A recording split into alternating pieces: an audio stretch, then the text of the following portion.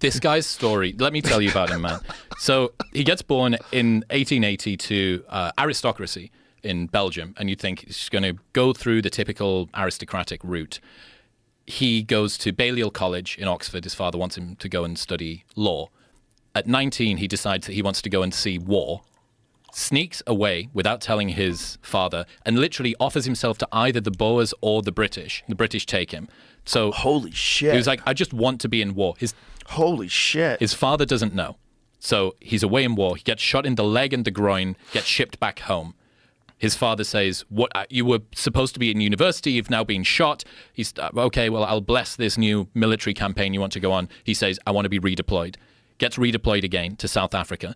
He was at the head of the Camel Corps, which was literally a group of people who rode into battle on camelback.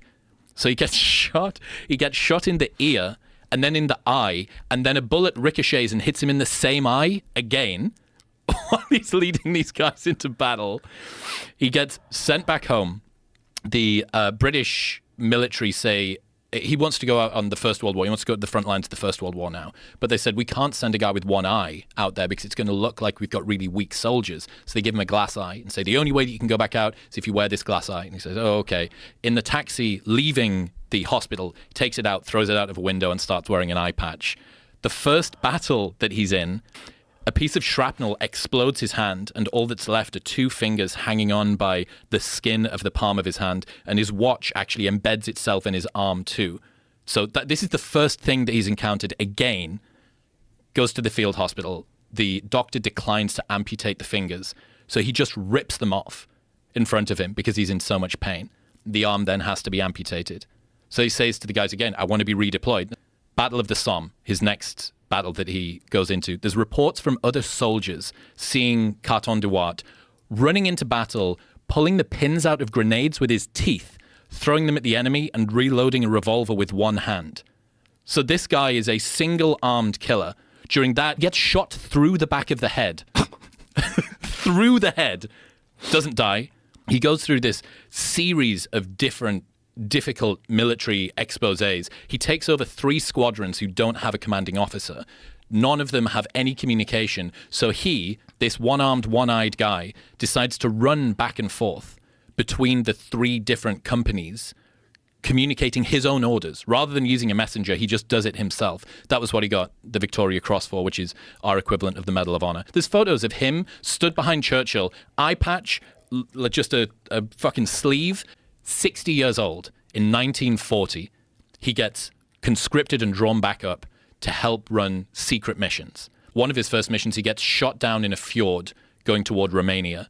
There's a German plane that shot his plane down, circling overhead. Rather than get into the dinghy, because it would be an easy target, this one-armed, one-eyed guy and all the rest of the crew just bob under the water until this German fighter plane runs out of ammunition. That goes away. He finally gets picked up. Second time he goes up in a plane, this plane crash lands and he swims to shore carrying an injured comrade who survives, one arm, but swims carrying this other dude, gets captured by the Italians. He's then part of 5 escape attempts and digs a 60-meter tunnel with one arm and a bunch of other dudes. Then he spends a full week hiding out in northern Italy, despite the fact that he's 62 years old, one-armed, one-eyed, can't speak Italian, and has covered in scars. Then he finally gets picked up and released. They said that the only thing that the Italians had left to do was to use him to enable an armistice. They wanted to no longer be a part of the war. They use Carton de Wiart to be an envoy between the 2 nations. And they said, well, you've been a prisoner of war for 9 months. You don't look or smell the way that you should do. Why don't we give you a nice Italian tailor? And he rejected their offer to give him an Italian suit and said he would only wear one if they got it from Savile Row because, quote, he didn't want to look like a gigolo.